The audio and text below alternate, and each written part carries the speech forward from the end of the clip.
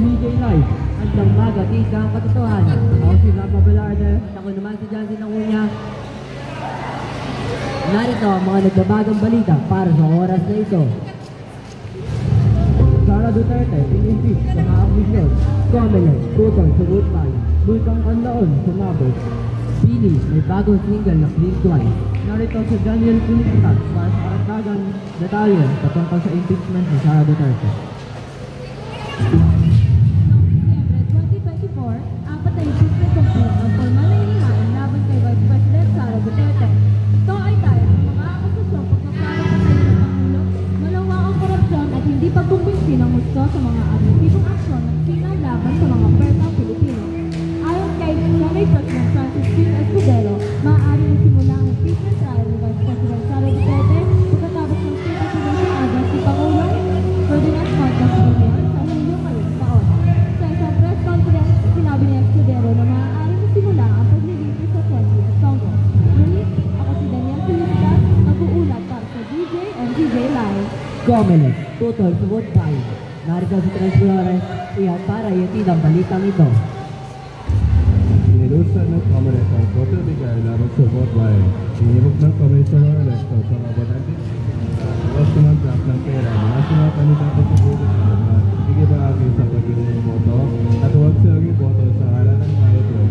Sa mga pag-iusad ng Committee ang photo-bigay ng Pilipinas, sinabi ni Commissioner Ernesto Macedo Jr. na mas malakas ang mekanismo ang nakapatupad ng tinatawag na gilas ng paboritong nahalan at maiwasan illicit use of the state resources para ng kampanya.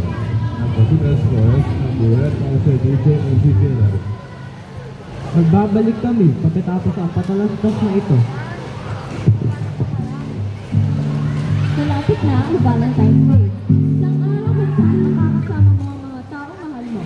Maaari kasama mo ang isang kaibigan, kamag-anak o kasintahan. Sino man ang iyong kasama sa pagdiriwang sa espesyal na araw na ito, siguradong sulitin ito at ipakita mo ang iyong pagmamahal para sa kanila.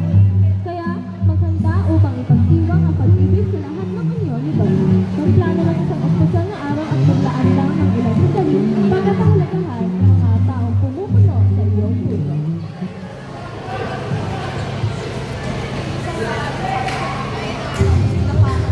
Babalik ang DJ and DJ Live. Bulkang Kanlaon, sumabot. Para sa karagdagang detalye, narito si Daniel Pilipinas.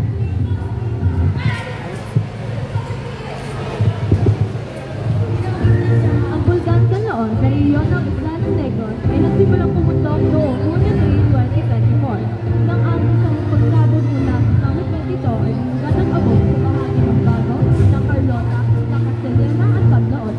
Dahil dito, iniutos ang paglikas para sa limang barangay malapit sa bulkan.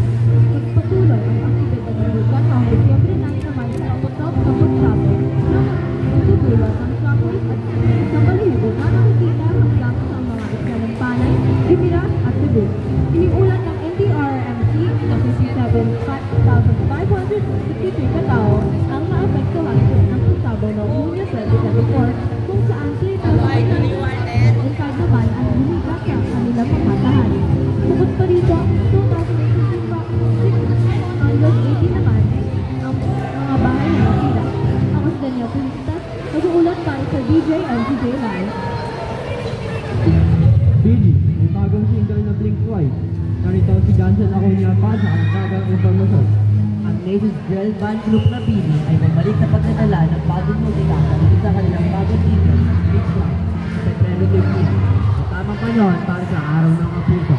Iniimok ng kanta ang mga tagapakinig na mga tagahangan ng pili na tinatawag ng blues.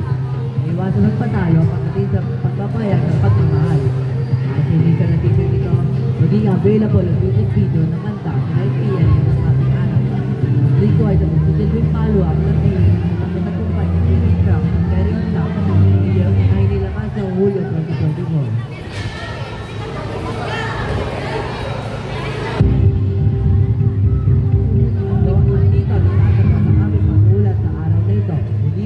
Jansen Acuña at ako naman si Rama Velarde.